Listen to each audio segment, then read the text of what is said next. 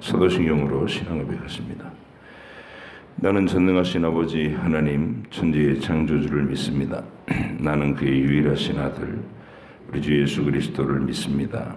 그는 성령으로 잉태되어 동정녀 마리아에게서 나시고 본디오 빌라도에게 고난을 받아 십자가에 못 박혀 죽으시고 장사된 지 사흘 만에 죽은 자 가운데서 다시 살아나셨으며 하늘에 오르시어 전능하신 아버지 하나님 우편에 앉아 계시다가 거기로부터 살아있는 자와 죽은 자를 심판하러 오십니다. 나는 성령을 믿으며 거룩한 공교회와 성도의 교제와 죄를 용서받는 것과 몸의 부활과 영생을 믿습니다. 아멘. 창세기 26장 27장 함께 읽겠습니다. 아브라함 때에 첫 흉년이 들었더니 그 땅에 또 흉년이 들매 이삭이 그랄로 가서 블레셋 왕 아비멜렉에게 이르렀더니 여호와께서 이삭에게 나타나 이르시되 애굽으로 내려가지 말고 내가 내게 지시하는 땅에 거주하라.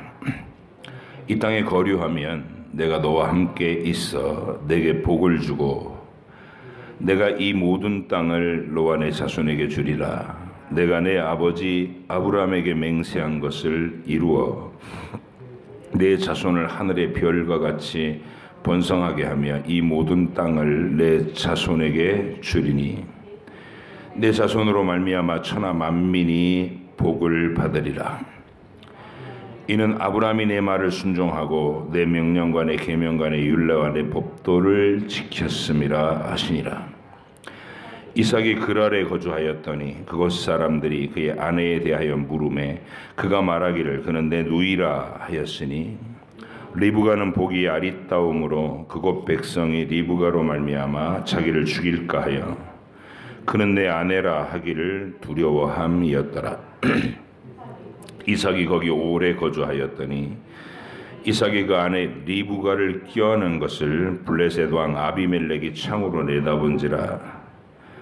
이 아비멜렉이 이삭을 불러 이르되 그가 분명히 내 아내이거늘 어찌 내 누이라고 하였느냐. 이삭이 그에게 대답하되 내 생각에 그로 말미암아 내가 죽게 될까 두려워하였음이로라. 아비멜렉이 이르되 네가 어찌 우리에게 이렇게 행하였느냐. 백성 중 하나가 내 아내와 동침할 뻔하였도다.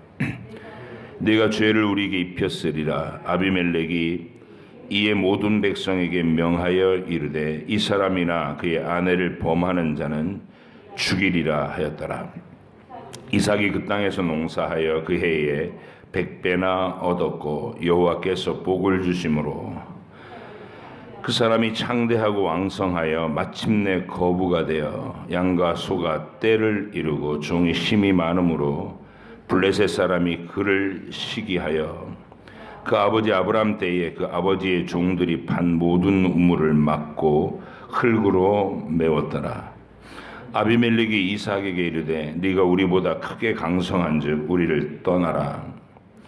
이삭이 그것을 떠나 그랄 골짜기에 장막을 치고 거기 거류하며 그 아버지 아브라함 때에 팠던 우물들을 다시 팠으니 이는 아브라함이 죽은 후에 블레셋 사람이 그 우물들을 메웠음이라.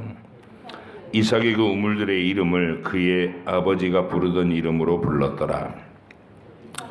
이삭의 종들이 골짜기를 파서 샘 근원을 얻었더니 그랄 목자들이 이삭의 목자와 다투어 이르되 이 물은 우리의 것이라 하며 이삭이 그 다툼으로 말미암아 그 우물 이름을 에색이라 하였으며 또 다른 우물을 팠더니 그들이 또 다툼으로 그 이름을 신나라 하였으며 이삭이 거기서 옮겨 다른 우물을 팠더니 그들이 다투지 아니하였으므로 그 이름을 르호봇이라 하여 이르되 이제는 여호와께서 우리를 위하여 넓게 하셨으니 이 땅에서 우리가 번성하리로다 하였더라.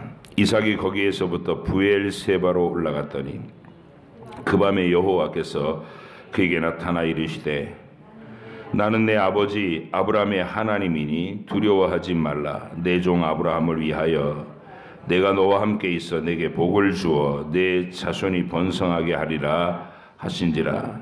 이삭이 그곳에 제단을 쌓고 여호와의 이름을 부르며 거기 장막을 쳤더니 이삭의 종들이 거기서도 우물을 팠더라. 아비멜렉이 그 친구 아후삭과 군대장관 비골과 더불어 그랄에서부터 이삭에게로 온지라. 이삭이 그들에게 이르되 너희가 나를 미워하여 나에게 너희를 떠나게 하였거늘 어찌하여 내게 왔느냐. 그들이 이르되 여호와께서 너와 함께 계심을 우리가 분명히 보았으므로 우리의 사이 곧 우리와 너 사이에 맹세하여 너와 계약을 맺으리라 말하였노라. 너는 우리를 해하지 말라. 이는 우리가 너를 범하지 아니하고 선한 일만 내게 행하여 네가 평안히 가게 하였음이니라. 이제 너는 여호와께 복을 받은 자니라. 이삭이 그들을 위하여 잔치를 베풀매 그들이 먹고 마시고 아침에 일찍이 일어나 서로 맹세한 후에 이삭이 그들을 보내매 그들이 평안히 갔더라. 그날에 이삭의 종들이 자기들이 판 우물에 대하여 이삭에게 와서 알리어 이르되 우리가 물을 얻었나이다 하매 그가 그 이름을 세바라 한지라. 그러므로 그 성읍 이름이 오늘까지 부엘세바이더라. 에서가 40세에 해쪽 속 부엘리의 딸 유딕과 해쪽 속 엘론의 딸 바스맛을 아내로 맞이하였더니 그들이 이삭과 리브가의 마음에 근심이 되었더라. 이삭이 나이가 많아 눈이 어두워 잘 보지 못하더니 맏아들 에서를 불러 이르되 내 아들아 하매 그가 이르되 내가 여기 있나이다 하니 이삭이 이르되 내가 이제 늙어 어느 날 죽을는지 알지 못하니 그런즉 내 기구 곧 화살통과 활을 가지고 들에서 나가 나를 위하여 사냥하여 내가 즐기는 별미를 만들어 내게로 가져와서 먹게 하여 내가 죽기 전에 내 마음껏 내게 축복하게 하라. 이삭이 그의 아들 에서에게 말할 때에 리브가가 들었더니 에서가 사냥하여 오려고 들로 나가매 리브가가 그의 아들 야곱에게 말하여 이르되 내 아버지가 내 형 에서에게 말씀하시는 것을 내가 들으니 이르시기를 나를 위하여 사냥하여 가져다가 별미를 만들어 내가 먹게 하여 죽기 전에 여호와 앞에서 내게 축복하게 하라 하셨으니 그런즉 내 아들아 내 말을 따라 내가 내게 명하는 대로 염소떼로 가서 거기서 좋은 염소 새끼 2마리를 내게로 가져오면 내가 그것으로 내 아버지를 위하여 그가 즐기시는 별미를 만들리니 네가 그것을 내 아버지께 가져다 드려서 그가 죽기 전에 내게 축복하기 위하여 잡수시게 하라. 야곱이 그 어머니 리브가에게 이르되 내 형 에서는 털이 많은 사람이요 나는 매끈매끈한 사람인즉 아버지께서 나를 만지실진데 내가 아버지의 눈에 속이는 자로 보일지라 복은 고사하고 저주를 받을까 하나이다. 어머니가 그에게 이르되 내 아들아 너희의 저주는 내게로 돌리리니 내 말만 따르고 가서 가져오라. 그가 가서 끌어다가 어머니에게로 가져왔더니 그의 어머니가 그의 아버지가 즐기는 별미를 만들었더라. 리브가가 집안 자기에게 있는 그의 맏아들 에서의 좋은 의복을 가져다가 그의 작은 아들 야곱에게 입히고 또 염소 새끼의 가죽을 그의 손과 목에 매끈매끈한 곳에 입히고 자기가 만든 별미와 떡을 가지고 자기 아들 야곱의 손에 주니 야곱이 아버지에게 나아가서 내 아버지여 하고 부르니 이르되 내가 여기 있노라. 내 아들아 내가 누구냐. 야곱이 아버지에게 대답하되 나는 아버지의 맏아들 에서로소이다. 아버지께서 내게 명하신 대로 내가 하였사오니 원하건대 일어나 앉아서 내가 사냥한 고기를 잡수시고 아버지 마음껏 내게 축복하소서. 이삭이 그의 아들에게 이르되 내 아들아 네가 어떻게 이같이 속히 잡았느냐. 그가 이르되 아버지의 하나님 여호와께서 나로 순조롭게 만나게 하셨음이니이다. 이삭이 야곱에게 이르되 내 아들아 가까이 오라. 네가 과연 내 아들 에서인지 아닌지 내가 너를 만져보려 하노라.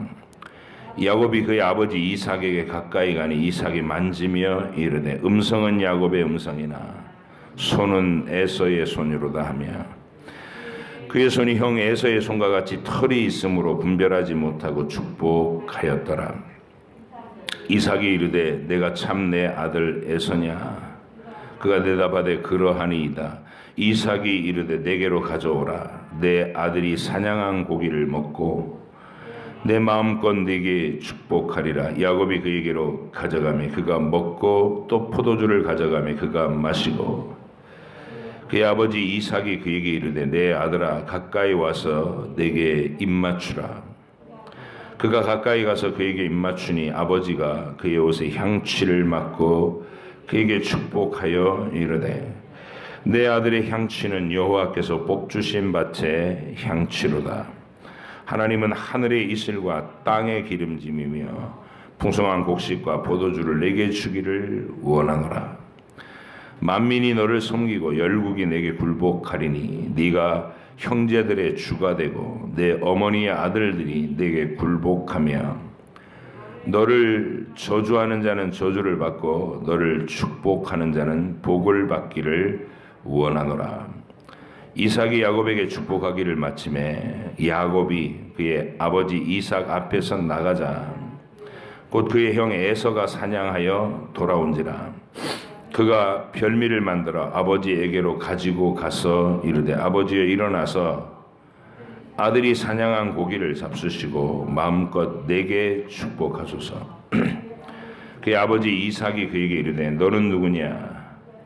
그가 대답하되 나는 아버지의 아들 곧 아버지의 맏아들 에서로소이다.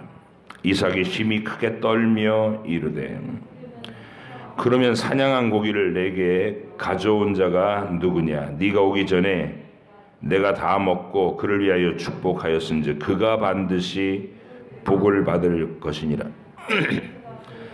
에서가 그의 아버지의 말을 듣고 소리 질러 슬피 울며 아버지에게 이르되 내 아버지여 내게 축복하소서. 내게도 그리하소서.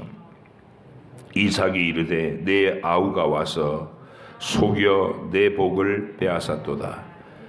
에서가 이르되 그의 이름을 야곱이라 함이 합당하지 아니하니까 그가 나를 속임이 이것이 두 번째니이다. 전에는 나의 장자의 명분을 빼앗고 이제는 내 복을 빼앗았나이다. 또 이르되 아버지께서 나를 위하여 빌 복을 남기지 아니하셨나이까.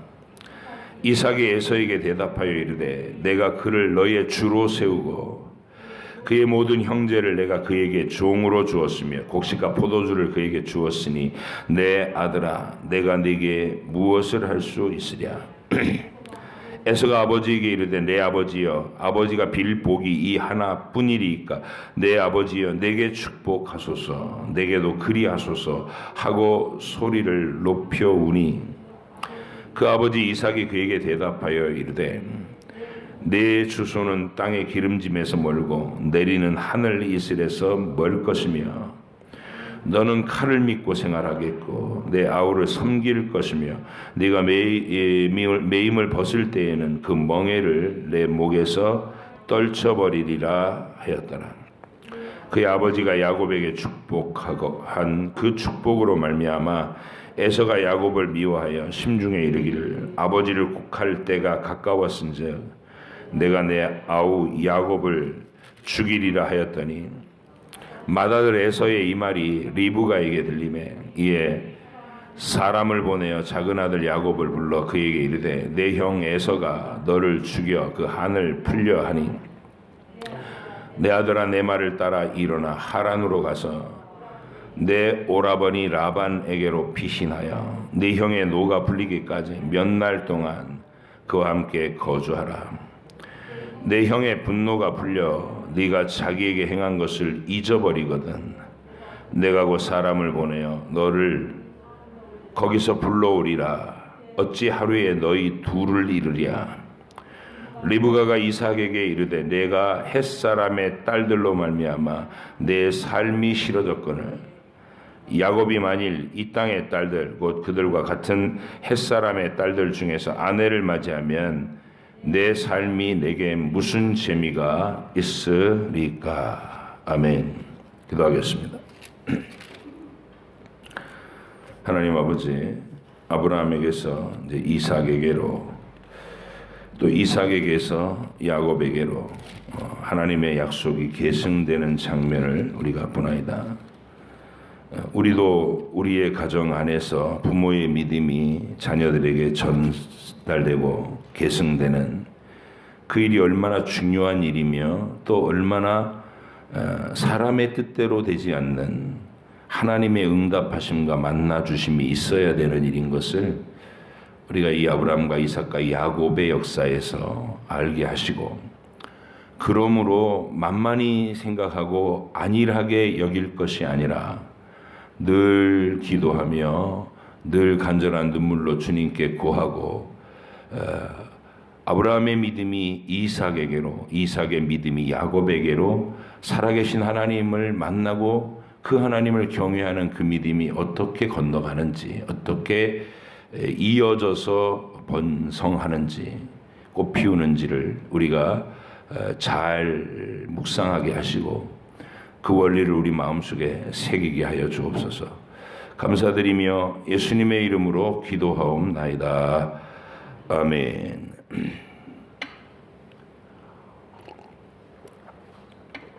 아브라함이 어떻게 자기 생애의 마지막을 하나님 앞에 신앙 고백적으로 그 처리를 했는가. 리브가의 무덤을 확보하는 일에 평생 이 땅에다가, 그 가나안 땅의 나그네로 살면서 그 땅에 안정된 기반을 마련하기 위해서 땅을 사거나 뭐 어떤 세력을 형성하거나 이런 일에는 관심을 두지 않았어요. 아브라함이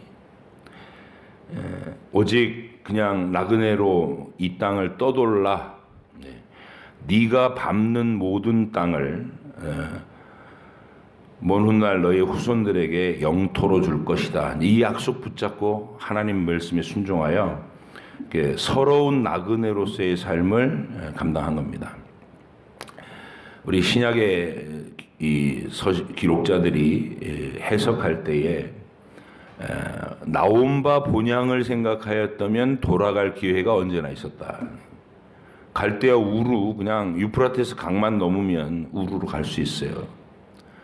그래서 우리가 고향 떠나온 실향민들이 고향 그리워하는 마음, 우리 한국민의 성서도 잘 알잖아요. 그러니까 아브라함은 그게 얼마나 컸겠어요.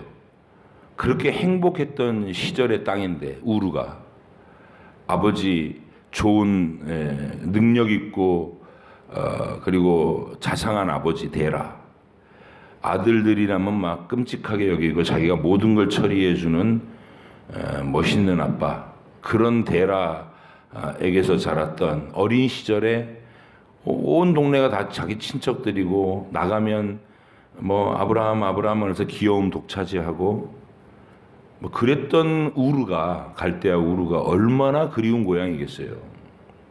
근데 아브라함이 그리로 안 건너간다는 거예요. 하나님께서 여기 있어라, 여기. 근데 이 여기 있으라고 하신 땅이 얼마나 또 혹독한 땅이냐. 아내가 예쁜 것이 생명의 위협이 될 정도로 살벌한 땅이라는 거죠. 이게 아브라함이 자기 생에서 2번이나 그 일을 해요. 어디를 가서나 아내를 아내라고 떳떳이 말 못해요. 왜냐하면 그러기에는 사라가 연세가 들어도, 나이가 먹어가도 무사내들의 이 관심과 호감을 계속 끌어당기는 이 경국지색이라는 거였죠. 그게 아브라함의 생명을 계속 위협하는 거예요. 왜냐하면 누군가 힘 있는 놈이 어느 날 욕심을 가지면 저거 뺏어야 되겠다. 그러면 그냥 몰살시키고 뺏어갈 수 있는 그런 무도한 분위기였다는 거예요. 무법한 분위기. 오늘 26장을 읽어보니까 이삭도 똑같이 아버지처럼 해요. 이거 부전자전인가? 대를 이어서 이렇게 비겁한가? 그렇게 생각하기 쉬워도 제 생각에는 그만큼 가나안 땅의 분위기가 살벌했다는 방증이다. 살벌하니까 이건 힘센 어떤 족장 하나가 저것들이 우리 땅에 들어와서 끼웃거리네 그러면서 한번 이렇게 부족 전쟁을 해가지고 쑥대밭을 만들고 뺏어가려고 하면 하루아침에 다 죽을 수도 있는 그런 위태로운 삶이었다는 거예요. 우리는 가끔 이제 여기 창세기 26장 끝에 뭐 12절에 보면 26장 12절 이삭이 그 땅에서 농사해서 그 해에 100배나 얻었고 여호와께 복을 주심으로 그 사람이 창대하고 왕성하여 마침내 거부가 되어 양과 소가 떼를 이루고 종이 힘이 많아서 블레셋 사람이 시기했다 이렇게 써 있거든요.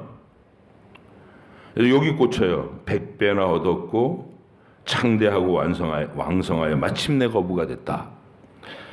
방점이 거기 있는 게 아니고 시기를 받아서 아내를 아내라고 하지 못할 정도로 지금 숨도 못 쉬고 사는 상황이라고요.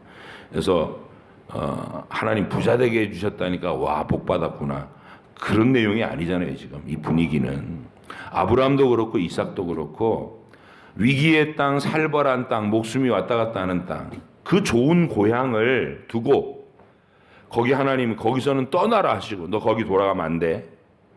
너 그 편안하고 안락한 그곳으로 돌아갈 생각하면 안 돼. 여기 비록 고생스럽고 두렵고 살벌한 땅이지만 내 약속이 있는 이 땅 여기를 지켜. 똑같죠 우리하고. 여러분 차라리 예수 안 믿었으면 속 편하게 살았을 걸 이러는 철없는 때도 있잖아요. 차라리 예수님을 몰랐다면 속 편하게 그냥 돈 버는 일에만 주력하고 그냥 세상에서 승진하고 출세하는 일에만 막 승진하고 내가 하고 싶은 거 다 하고. 근데 우린 그게 안 되는 거예요. 이미 그 갈대아 우르는 못 들어가게 떠나. 거기로 다시 돌아가면 안 돼. 거기는 애굽으로 다시 돌아가도 안 되고. 그러니까 이제 갈대아 우르나 이렇게 노예로 살면서 배급 주는 양식을 걱정 없이 먹었던 그 애굽, 종된 애굽, 걸리 돌아가지 말라는 것이 하나님의 뜻이죠. 강야가 혹독하고 고생스러워도 하루하루 우리가 내일도 생존할 수 있을까? 그런 걱정과 염려가 밀려들 때, 불신앙이 밀려들 때 살아계신 하나님께서 성실하게 내 하루하루를 붙드신다라는 건 그거 경험을 해나가면서 믿음을 키워가라는 게 이게 하나님의 뜻이에요. 그래서 우리는 안락한 내 마음대로 내 방식의 행복을 느끼는 안락한 삶을 꿈꾸는 것은 안 된다. 안 된다. 원리로 잡으셔야 됩니다. 많은 사람들이 이런 분들이 있어요. 교회 생활 잘하다가 나 이제 은퇴하고 나면 시골로 낙향해서 자연인이나 할까? 그거는 뭐 남자들의 로망이래요. 그냥 산으로 들어가는 거. 근데 신자는 그렇게 살면 안 돼요. 자기가 원하는 삶, 안락한 삶, 만족스러운 삶, 개인이 그렇지 않습니다. 우리는 하나님 명하신 이 약속의 땅, 이 교회죠.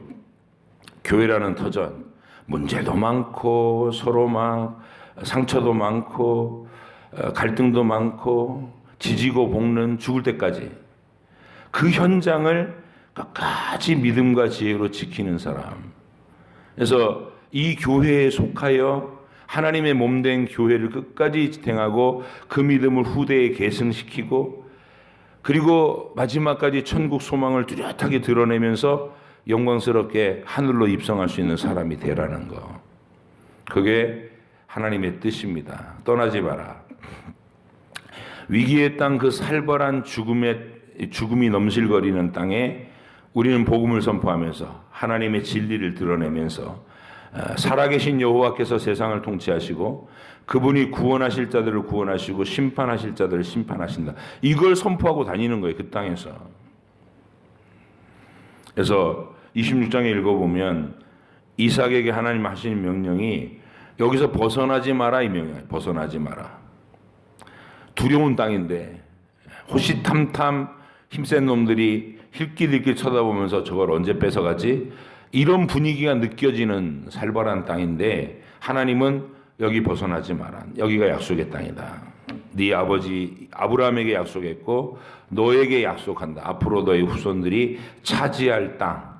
하나님의 약속의 이 땅을 포기하지 말고 도망가지 말고 기근이 들었다고 해서 저 양식이 풍부한 애굽에 가서 어떻게 끼웃거릴 생각하지 말고 견뎌라 이러신 거예요. 그러니까 그곳의 삶의 조건이 두려웠기 때문에 하나님이 이삭을 유약하죠. 이삭도 아버지 아브라함 밑에 늙어서 100세에 태어나가지고 어화둥둥하면서 자란 거잖아요. 유일한 약속 계승자로서 순종함이 있었지만 이 이삭의 유약함 속에서 그 시간이 얼마나 두렵고 괴롭겠어요. 그래서 하나님께서 그를 위로하신 내용이에요. 이삭이 땅에서 농사하여 그의 100배나 얻고 여호와께서 복 주시는 증거를 주고 창대하고 왕성하여 마침내 거부가 되게 하셨다. 이 말은 이 정도로 부어줘야 겨우 유약한 이삭이 견딜 만큼의 두려움이 거기 있었다는 것이죠. 여러분이 믿음의 땅을 지키는 그 믿음과 결심, 수고와 노력, 하나님이 아시고 여러분이 견딜 만한 것들을 공급하신다. 이렇게 이해를 하면 됩니다. 하나님이 내 혹독한 삶에, 내 고난의 삶에, 복음을 위해서 고생과 수고를 마다하지 않는 이 순종의 삶에 합당한 위로를 적절히 주신다. 이삭의 생애를 책임지시던 하나님을 기억해봐라. 그렇게 하시면 됩니다. 근데 여기 보니까 이삭을 하나님이 복 주시는 증거가 드러나니까 이 블레셋 놈들이 그랄 사람들이 막 시기를 했어요. 블레셋 사람이 시기하여 그 아버지 아브라함 때 그 아버지 종들이 판 우물을 막고 흙으로 메웠다. 이거 얼마나 분통 터지는 짓입니까? 노골적으로 회방하는 거죠. 삶을. 그 물이 귀한 지역에 기껏 팠던 우물, 물이 생명처럼 물을 공급하던 그 우물을 메꿨어요. 흙으로. 얼마나 이게 뭐라고 그래야 될까요? 분통 터지며 잔인한 짓이에요. 생명줄을 끊겠다 이거 아니에요. 아마 우리더러 이런 살벌한 분위기 속에 살으라면 긴장돼 스트레스 받아서 못 살 것 같아요. 그죠? 근데 하나님이 신약의 사도들에게도 명하신 자리가 그런 자리예요. 이 로마의 치하에서 너희는 예수 그리스도의 복음을 두려워하지 말고 증거해라. 그래서 300년 동안 혹독한 핍박의 시간에서 복음을 전했고, 참 놀랍게도 이 세상의 제국의 역사라는 게 뭐 길어야 200년, 300년 그랬었는데 로마는 1000년을 갔단 말이에요. 그 무서운, 지금도 세상은 점점 번성할수록 선진국이 될수록 뭐 권력자들이니 국회니 이런 데서 막 나가지고 기독교를 조롱하고 동성애법을 통과시키고 막 이런 일들이 지금 선진국들에서 벌어지고 있잖아요. 앞으로 점점 더 그렇게 될 거예요. 세상의 권력은 하나님을 대적하고 거짓 선지자들은 그 권력에 빌붙어서 짝짝꿍이 되고 물질 문화는 더 번성해서 화려함의 극치를 달해서 모든 사람들의 혼을 빼놓고 정신을 빼놓고, 이게 계시록에서 얘기하던 하나님의 백성을 공격하던 사탄의 도구들이에요. 짐승정부, 거짓 선지자, 화려한 물질 문명. 점점 그렇게 될 거라는 세상의 분위기는. 그 속에서 저와 여러분들은 그거 동경하지 말고, 야 그쪽은 잠시 후면 불탈 곳이야. 불탈 곳, 심판받을 곳이야. 내 백성아 거기서 나와라. 이렇게. 우리 거기를 동경하면 안 돼요. 여기 여러분의 삶, 내 마음대로 안 되는 하나님의 간섭이 임하는 삶, 그리고 믿음이라는 걸 붙들고 슬퍼도 고생스러워도 내 마음에 안 들어도 하나님이 걷게 하신 이 길에서 계속 나그네와 행인으로 살아야 되는 땅. 근데 거기에 위로가 있다는 거예요. 하나님이 그 하루하루를 스트레스 걸려가고 정신병 걸리게 안 하려고 내가 너를 돕고 있다 증거로 100배나 열매를 주시고, 또 그렇게 혹독하고 살벌한 분위기 속에도 양과 소떼가 늘어가고, 이 위로죠. 우리가 고생을 해도 그 고생 속에서 누군가에게 복음을 전하면 그가 예수님을 영접하고 아름답게 믿음으로 자라나는 생명의 탄생을 보여줘서 우리 감격스럽게 하고, 그런 보람으로 하나님 앞에서 내 자녀들이 또 철없을 때 그런 단계를 인내하고 기도하고 지나가면 어느덧 선장에서 신앙 고백을 또렷이 하는 믿음의 동반자로 자라주고, 이런 일들이 일어나는 거예요. 그게 하나님의 위로다. 그리고 이 창세기 26장은 올해 제가 하나님께로부터 받은 이 표, 세워진 곳에서 소망의 우물을 파라, 이 모티브가 여기입니다. 하나님이 서 있으라고 명하신 것, 자기 마음대로 내가 편한 땅을 골라서 떠나는 게 아니에요. 하나님이 너는 여기 서 있어 이랬거든. 지금 26장에 떠나지 마. 기근으로 혹독해도 애굽의 양식이 풍족하다고 그래도 거기 기웃거리지 마. 여기서 살아. 내가 보장할게. 이 말이에요. 하나님의 믿음의 영역 안. 그곳에서 이삭은 그랄 목자들이 와서, 블레셋 목사들이 와서 우물 메고 방해를 하잖아요. 옮겨요. 안 싸워. 그것 갖고 다투지 않습니다. 권리 주장하고 막 전쟁하고 이러지 않아요. 그럴 수도 없고, 자기들은 너무나 소수고 여긴 본토인들이잖아요. 그러니까 한번 싸워볼까 하고 전쟁을 일으키면 몰살당할 처지는 자기들이에요. 그래서 이삭이 싸울 수는 없어요. 그러니까 이삭이 와서 해방하면 싸우지 않고 또 피해 자리를. 오가서 거기서 또 종들이 우물을 파. 그럼 우물이 솟아요. 그러면 또 쫓아와서 그것도 맺고, 이거 우리 거야 빼서. 그러면 그거랑 싸우지 않고 또 자리를 옮겨요. 거기서 또 우물을 파. 전형적인 하나님 백성의 삶을 보여준 거예요. 신약의 복음을 가진 하나님의 백성은 딱 그렇게 살았어요. 브리스길라와 아굴라가 로마에서 천막 깁는 사업을 벌여갖고 그 장사가 잘 됐거든. 로마가 군인들 천막이 얼마나 필요해. 매일 전쟁하니까. 장사가 잘 되는 직업인데 어느 날 갑자기 황제가 유대인 추방령을 내려버린 거예요. 로마에 못 있고 쫓겨나서 갑자기 알거지가 된 거지. 맨손으로 쫓겨나와야 돼. 추방령이라는 그런 거 아니에요? 달랑 쫓겨나가지고 고린도에서 바울을 만나요. 그래서 그 서러운 추방자의 삶에서 고린도에 같이 또 도착해가지고 둘이 아르바이트, 천막 아르바이트 한 거예요. 공장에 취직해가지고.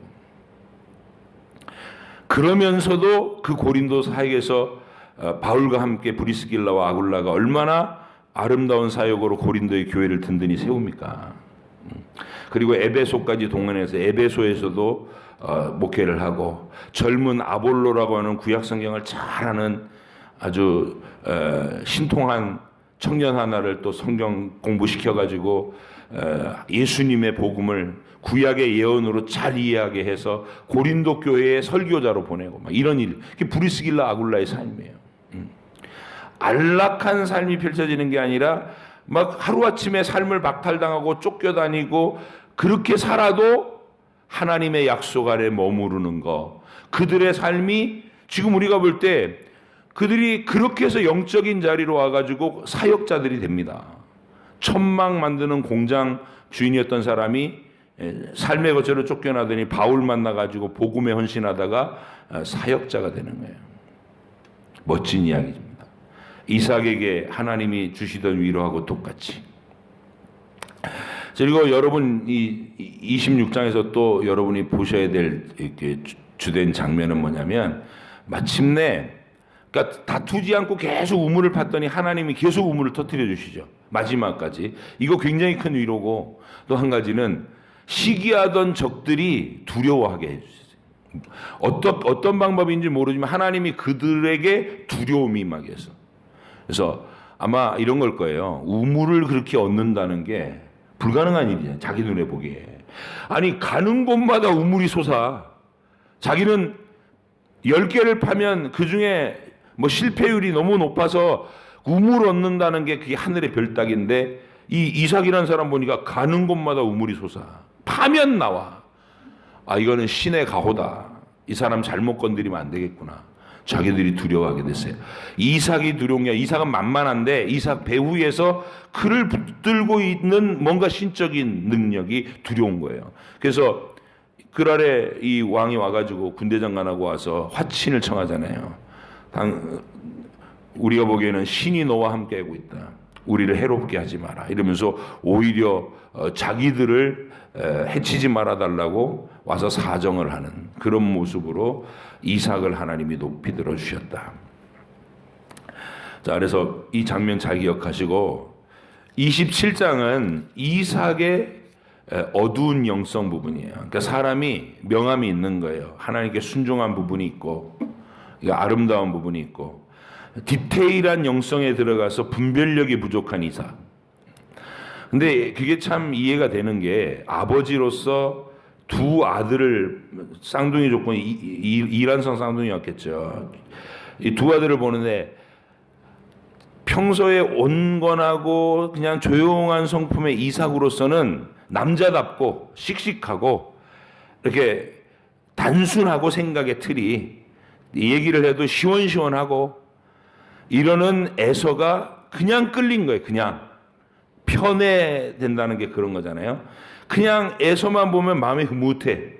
장남으로 태어났고 자기의 어떤 윤약한 부분들을 보상해 주는 듯한 당당함이 있고 사냥도 잘하지 뭐 효성스럽지 부족한 게 없어요. 그래서 이삭의 눈에 꼭 드는 아들이 에서란 말이에요. 모든 조건에서. 근데 이삭이 보기에 야곱은 맨날 엄마 치마꼬리 붙잡고 이러고 다녀. 그리고 이게 애하고 얘기를 해보면 이게 머리 굴리는 게 보여. 여러분이 눈알이 바닥바닥 하면서 머리가 팽팽팽 돌아가면서 요거 어떻게 거짓말을 해서 요 상황을 지 유리한 쪽으로 그런 놈이라는 게 보이는데 그게 싫은 거야, 아버지로서. 그럴 수 있어요. 그럴 수 있어요. 야, 넌 좀 남자답게 안 되냐? 이런 느낌? 근데 에서는 보면 그런 게 있거든. 그래서 근데 신기한 건 하나님이 그렇게 사람의 그 기호에 따라서 하나님의 택함이 입혀지는 게 아니다는 거예요. 응? 이 사람 참 훤칠하게 잘생겼고 아주 성품도 좋아. 그럼 구원받아요? 그게 아니잖아요. 저 사람은 상대하기가 싫어. 오히려 그런 외골수고 문제 많고 막 이런 사람을 주님이 택하시더라고. 교회 안에서 우리가 서로를 만날 때 한 가닥씩 하는 사람들이 다 여기 모여 있어요. 한 가닥씩 하는 사람들. 예, 그냥 유순하고 유들유들하고 편한 사람이 없어. 다 한 가닥씩 해. 근데 하나님이 그런 사람들을 특별히 택하여 불러다 놓으시더라고. 하나님이 그 끝없는 욕심꾸러기 야곱, 자기가 둘째로 태어난 게 막 속상해 못 견디는 거야. 나는 왜 둘째야? 하면서 형의 장자권을 막 이렇게 속여갖고 그 배고픈 형한테 팥죽 한 그릇 주고 뺏어보기도 하고 뭐 별짓을 다 하는 거예요. 난 마음에 안 들어. 둘째로 태어난 게 마음에 안 들어. 근데 리브가가 뱃속에서 막 둘이서 서로 발길질하고 싸울 때 그 태동이 얼마나 심각했으면 기도까지 했겠어요. 리브가가 기도한 이 리브가가 하나님께로부터 처음부터 강렬하게 받은 계시가 있다는 거야. 큰 자가 어린 자를 섬기리라. 내가 어린 자를 택했다. 이거를 알려주셨어요. 근데 리브가가 평생 살면서 그 얘기를 계속해서 이삭에게 했겠죠. 안 했을 리가 없잖아. 근데 이삭이 묵사라는 겁니다. 에이, 그런 게 어디 있어. 첫째로 태어났으면 이 첫째가 하나님의 뜻이지. 장자가 두 몫이지. 이러면서 그냥 에서를 그냥 하나님의 계승자로 보는데 이삭이 분별력이 없는 게 뭐냐면 에서가 자기 마음에 드는데 하나님 얘기는 전혀 안 해요. 지 멋대로 선택하고 부모하고 의논도 안 하고 결혼도 지 멋대로 하고 그런 인간이라는 거예요. 그리고 아브라함 가문의 장자의 명분을 팥죽 한 그릇만도 못하게 팔아먹는 놈. 보이지 않는 영적 가치에 대해서 안목이 전혀 없는 인간. 이 분별력이 이삭에게 없는 거예요. 이게 참 신기해요. 대화를 해보면 알거든요. 이 사람이 보이지 않는 하나님, 살아계신 하나님을 아는 자인지 무시하는 자인지, 아니면 아예 무감각한 자인지 얘기를 해보면 알아요. 내 자녀가 하나님을 의식하기 시작했는지 아니면 흉내만 내고 있는지 대화를 나눠보면 알죠. 이삭이 자기 아들 에서와 대화를 나눌 때 그가 선택하는 그 어린 시절에 하는 짓을 볼 때 그걸 분별 못하는 거예요. 자기 편견과 고집에 딱 사로잡혀가지고 리브가가 최후에는 결단을 하는 겁니다. 리브가가 야곱을 변장시켜서 축복을 가로채잖아요. 그걸 가로챈다고 얘기하면 안 되고, 저는 그렇게 생각해요. 리브가가 거짓말했다, 가로챘다가 아니고 평생 이야기야, 선포했던 거야. 하나님의 뜻은 야곱이다. 야곱이 믿음의 계승자다. 당신 생각 다시 해라. 이런 부부싸움 안 했겠어요. 근데 이삭이 고집 부리는 거예요. 끝까지. 그리고 죽을 때 되니까 애서 불러다가, 야, 아빠한테 먹을 거 만들어 와. 내가 기분 좋은 상태에서 너한테 마음껏 축복할게. 이러고 에서한테 얘기를 하는 거야. 그러니까 리브가가 결단을 내린 겁니다.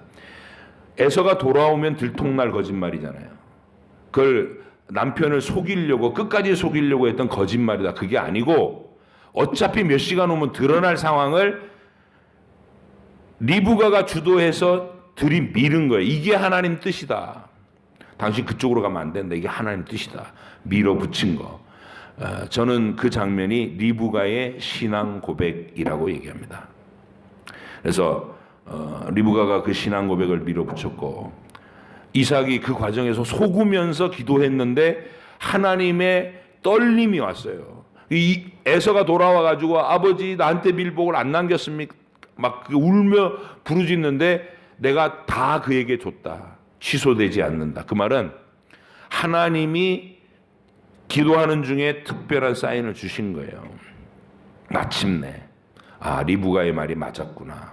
그리고 이제 내일 이 본문을 읽어보면 이삭이 상황을 다 인정하고 하나님 뜻대로 야곱에게 다시 축복합니다. 이게 하나님의 뜻이다. 그러면서 언약의 계승자로 야곱을 인정하고, 집에서는 쫓겨나지만 그게 영적인 계승. 그리고 이런 믿음의 안목을 가졌던 리브가의 결단. 여러분, 이 용기를 가지셔야 돼요. 상황에 대해서 이렇게 말하잖아요. 야곱이, 아니 들통이 나면 보건고사하고 아버지가 저주할 텐데, 그랬더니 리브가 뭐라고 말해요? 그거 내가 책임질게. 저주를 받을 일이 있으면 내가 받을게.